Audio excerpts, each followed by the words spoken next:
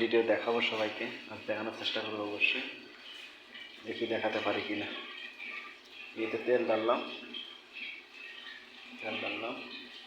এই অল্প রসুন ডাইলে দিই, অল্প অল্প রসুন ছেড়ে দিলাম।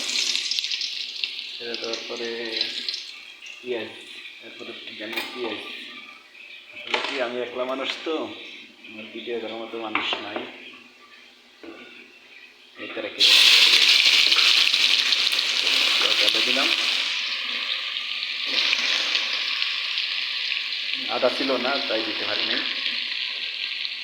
জ্বালার পরে পেঁয়াজটাকে ভালো করে লাল করে নেব। আলু চলে গেছে।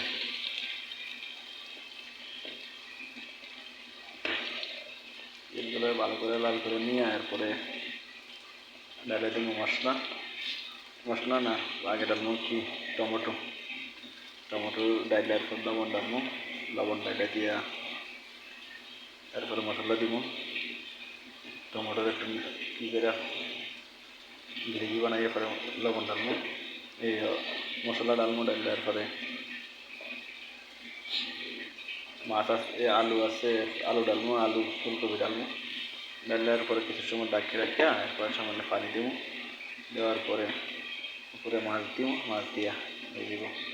আর ধনিয়া নাই তো, ধনিয়া দিতে পারি নাই।